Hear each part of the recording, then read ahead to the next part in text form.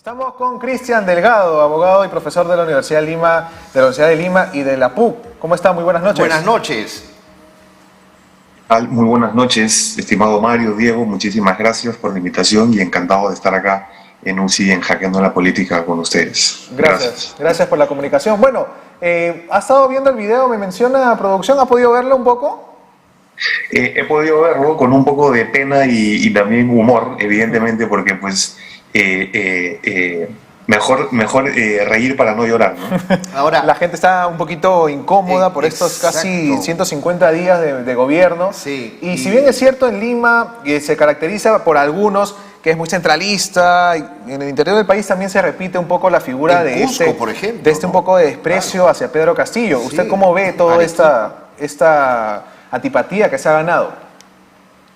Miren, yo en realidad puedo percibir desde un ámbito legal, pero también como ciudadano, de que acá hay una consistente pérdida de legitimidad.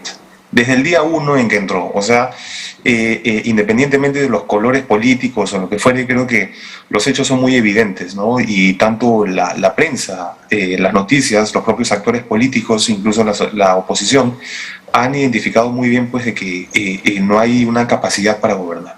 Y peor, de que ni siquiera reconociendo esta falta de experiencia, se rodea de las personas más idóneas, ¿no? Es lamentable y justamente estas personas lo empujan al presidente, que no tiene experiencia política pero sí experiencia en otros temas, a que finalmente comete errores por los cuales la fiscalía lo tiene que interrogar y tiene que estar yendo constantemente al Palacio de Gobierno. ¿Cómo podría terminar este tema, más aún que se sabe, o sea, según el abogado Eduardo Pachas, ha aceptado que los chats, por ejemplo, de los ascensos militares, sí, él había conversado con gente militar? Otro tema, lo de Petroperú. ¿En qué podría terminar esto? Y bueno, acá es triste ver que en menos de un año ya el presidente de la República esté sometido a indagaciones en calidad de testigo sobre hechos, Mario, digo, que jamás debieron ocurrir. Jamás. O sea, otros especialistas, colegas, analistas políticos indican qué hace, por ejemplo, el exsecretario, ¿no? Menos mal, y el exministro haciendo este tipo de interceder en estas influencias para pues modificar los cuadros. Y peor aún, ¿qué hace un postor, en este caso este señor Samir Abudaye, con la ya tan famosa Karelin López, respecto pues de esta compra de biodiesel, ¿no? Para responder y para que los oyentes también nos puedan entender un poco, ¿en qué puede acabar esto? Como el presidente en este momento está de testigo, por lo tanto, tiene que responder para esclarecer los hechos. Si es que de las investigaciones posteriores se desprende algún tipo de ilicitud del presidente, entonces se está incurriendo en infracción constitucional y puede venir un juicio político en el Congreso. Ahora, este juicio político, yo me acuerdo mucho esto que pasó con Pedro Pablo Kuczynski, ¿no? En teoría, a ver si no me estoy confundiendo, él tiene una inmunidad en este momento, por lo cual no podría terminar en una prisión, sino terminando los 5 años. ¿Esto es correcto? Es correcto. Es más, la Constitución reviste de alguna manera de una inmunidad al presidente, ¿no? Claro. Al presidente, a excepción de que cometa cierto tipo de delitos. Por ejemplo, traición a la patria, si disuelve el Congreso sin razón alguna, ¿no? Claro. En este punto sí podría ser procesado penalmente inmediatamente. Si es que no, por otro delito dentro de la función, pero ordinario, esto se tiene que postergar para cuando acabe su mandato. Y ¿no? En el Congreso, esta acusación constitucional, la última que tal vez tuvimos que llamó mucho la atención fue la de Vizcarra, ¿no? Que le inhabilitaron bastantes Correcto. años. Y en este caso de Pedro Castillo, ¿qué es lo que podrían hacer en este momento con esta acusación? Sí, recurrir evidentemente a la cuestión, como ya lo hemos visto el año pasado también, recurrir a la cuestión de la vacancia. Una moción de vacancia, no necesariamente por una responsabilidad penal, sino por una responsabilidad política. Nuestra Constitución, como ustedes sabrán, tiene pues dentro de las causales de vacancia esta famosa fórmula incapacidad moral. Sí. Lamentablemente, existe un vacío interpretativo que el Tribunal Constitucional pudo haberlo zanjado el año pasado. Ajá, no lo hizo. Claro. No lo hizo. Y acá obviamente, doctor Delgado, entra el tema, como lo había dicho también la magistrada del Tribunal Constitucional, Marianela Ledesma, que se pueden buscar otros mecanismos mediante la Comisión Permanente del Congreso, ¿no? Para que este tema de la vacancia, que no sea vista finalmente en sesión del Pleno por votaciones, sea tan manoseada, ¿no? Y tan mal usada en muchos casos. Y yo también escuché a la magistrada Ledesma, quien por cierto es colega en una de las casas de estudio donde también dicto, y ella reconoce que es un gran pasivo de su gestión, por ejemplo, no haber resuelto la moción o la interpretación de la incapacidad moral. Claro. Es peligroso porque, Mario, si bien es una herramienta constitucional y legítima, hemos estado viendo de que el Congreso a veces le puede dar un uso adecuado y otras veces no tan adecuado, ¿no? Es muy utilitarista, por así decirlo, ¿no? Exacto. Ahora, bueno, esta es un poco la figura que tendría Pedro Castillo con todo lo que se le está indagando, procesando, por decirlo ahí. Pero lo que a mí me llama la atención, y ya lo comentábamos también, es que él aún se muestra como un personaje o una persona que está diciendo, yo estoy apoyando a la justicia. En la presidencia, en la página web o en el Twitter dice, nosotros nos hemos reunido, pero lo que parece que el presidente no sabe es que es un testigo y que está también involucrado en estos temas de corrupción que serían. Y acá yo tengo una palabra que podría resumir todo esto, que es naif, ¿no? Ser naif, ser de repente un poco cándido, inocente, ¿no? Y presentarse como que si fuese el intocable y de repente pues que está haciendo un favor al reunirse y que por lo tanto hay que aplaudir esto, ¿no? Cuando lo que incluso en sus propias redes sociales se comenzó a decir, minimizando esta diligencia, dice que tan solo fue una reunión. Sí, claro. Perdón, el Código Procesal Penal no indica de que esto es una reunión, esto es una diligencia de toma de declaración de un testigo, que está involucrado, por cierto, en una serie de hechos que podrían ser delictivos. Ahora, entonces, a su juicio, doctor Delgado, con lo que ya se conoce la fiscal, por ejemplo, Nora Córdoba, ¿no? Y con todos los antecedentes que ella tiene en cuanto a lo que se ha expresado, ¿no? En torno al presidente Castillo, que no lo pasa, bueno, muchos dicen que no, que está pues totalmente en contra y no es objetiva en cuanto a lo que tendría que ver con la investigación de Petroperú. ¿Debería de dar un paso al costado? ¿Debería de ser otro fiscal quien se encargue de este tema? ¿O es que están justificando de alguna manera algo que está irregular? Ante ello, dos cosas. Todo ciudadano, todo sujeto de derecho tiene libertad de expresión. Si bien es cierto, esto es una libertad amplia, está limitada.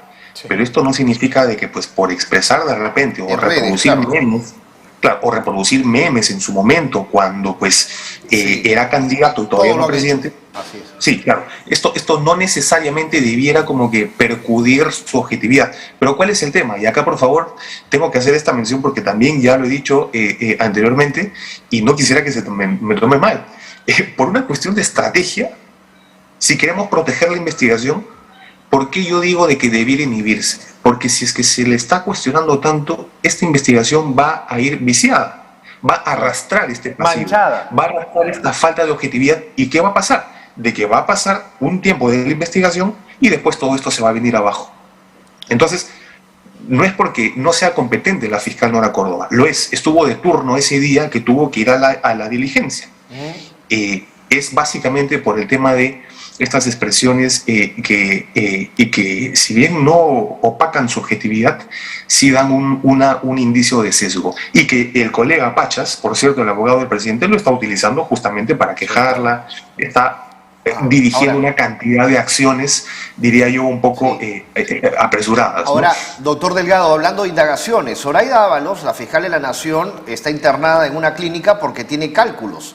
Muchos han llamado cálculos políticos, que son los que tienen, no los cálculos renales. No. Entonces, el tema es, ¿qué pasa con la fiscal Zoraida Ábalos? Porque ya el ex procurador, por ejemplo, también José Ugaz, ¿no?, que ha visto el caso de Fujimori Montesinos, consideró que la reunión del presidente Pedro Castillo con Zoraida Ábalos fue un gesto político, pero debería dar pruebas concisas de que está ya no cualquier indagación, porque estamos viendo que hay ciertas artimañas. O sea, ¿se puede confiar realmente en la fiscal Zoraida Ábalos? Bueno, es una pregunta un poco difícil de responder, pero yo creería de que no pueden existir tantas casualidades. Ok. Con esto no estoy afirmando algo, pero ¿cuál es? Hagamos tan solo una línea de hechos. 19 días para que alguien vaya a Zarratea de la Fiscalía, 19 días Sí, pues. para comenzar. Luego, el tema del impedimento del ingreso al despacho a este equipo de fiscales. Luego, esta reunión que tiene el presidente con la fiscal también. E incluso, el propio abogado en uno de estos escritos pidiendo de manera anticipada el pliego de preguntas para que lo pueda revisar y repasar para la reunión que tuvo lugar, pues, ¿no? Entonces, son cuestiones que dentro de un ámbito normal la Fiscalía no obraría así. Pero eso no es un derecho, el hecho de que, por ejemplo, una persona que es investigada o va a ser investigada pueda tener acceso a las preguntas, más aún si es el presidente, ¿o? No, Mario, por una sencilla razón, porque la normativa que regula este tipo de procedimientos implica de que estas respuestas deben ser espontáneas. Ok, correcto. Y esa espontaneidad, ¿qué te da la garantía? Sí. De que no tienes mucho tiempo para elaborar, ¿no? Claro. Ahora, entonces, ¿qué es lo que estamos viendo en el sistema judicial? ¿Qué es lo que estamos viendo en el gobierno? Porque si todo está fríamente calculado, como estamos tratando de acá de descifrar, ¿no? De hackear, De maravilla. ¿qué es lo que se está gestando en el gobierno? Porque, a ver, es un presidente que, como usted menciona, tiene pocos días en el gobierno y ya tiene muchos cuestionamientos que no paran, ¿no? Entonces, ¿qué podemos esperar para el próximo año para Pedro Castillo? Yo creo que simplemente buenas y meras intenciones. Ya la semana pasada ha hecho, ya no sé qué promesa o qué número de promesa es, de que a partir del próximo año va a salir a los medios, va a responder, va a tener entrevistas. Ha prometido un aeropuerto ahora, en Chota. Exacto, prometió el aeropuerto, pidió a todos los ministros movilizarse para regresar a las aulas, todo lo que estaba escuchando incluso ahora previamente con Mario cuando estaba informando, y una serie de cosas que yo diría sigue siendo populismo, sigue siendo el opio del pueblo, ¿no? Un incentivo por acá, otro incentivo por allá, la política del corto plazo y las cuestiones macro, simplemente pues ponerlas debajo de la alfombra, ¿no? Pero cuando no pueda cumplir esto, no había depresión. Cuando no pueda cumplir justamente estas promesas que él tanto proclama, todo esto se le va a voltear de una forma u otra. La gente va a decir, ¿y lo que me prometiste? La Asamblea Constituyente, el Antauro, ¿dónde está? Sigue preso. Entonces, todo esto en un momento le va a dar una mala jugada. Por eso mismo, completamente de acuerdo contigo, por eso mismo creo que este es un gobierno que ha comenzado su gestión debiendo mucho a muchas personas. Y esto hace, totalmente, y esto hace de que entonces el presidente esté en círculos concéntricos, como los círculos de la Divina Comedia de Dante, ¿no? O los infiernos, mejor dicho, los círculos, porque tenga a la tierra, a Chota, ahí en el escenario, tenga a los sindicatos, ya no a SUTEP, sino a FENATE, por cierto. ¿No? Y otra Tenga cosa, después claro, a Perú Libre. Y otra Entonces, cosa, doctor Delgado, ¿no? El señor Vladimir Cerrón, quien también está detrás de esto, ¿no? Perú Libre, pues Perú Libre, Claro, Perú los Libre, favores, ¿no? la conversación Exacto. para no buscar la vacancia, todo Así el es. cambio de gabinete que había Y prometido. un Congreso de la República que es débil, pues, ¿no? no sé si tan débil, Mario, o estratégico en el momento de poder plantear una nueva moción. El congresista Montoya, el exalmirante Montoya comentaba, dejemos de hablar tanto de mociones de vacancia, porque pues se desgasta el término cuando realmente lo queramos utilizar, cuando ya la cuestión sea insostenible. El tema será tomar la temperatura de cuándo esto va a ser insostenible. Claro. Como va el tema, como va la situación, yo sinceramente no soy muy auspicioso de un gobierno en el tiempo reglamentario. Bien. Bueno, Cristian, Muy muchas amable. gracias por estar con nosotros. Muy Un abrazo. amable, ha sido un gusto conversar con usted y feliz año. Que Espero sea tengamos- exitoso. Muchísimas gracias 2022. a ustedes, siempre a su disposición, y también mis mejores parabienes para el próximo año. Igualmente, muchas gracias. Cristian Gracias. Delgado, abogado y profesor de la Universidad de Lima y de la Católica, aquí con nosotros en Hackeando la Política.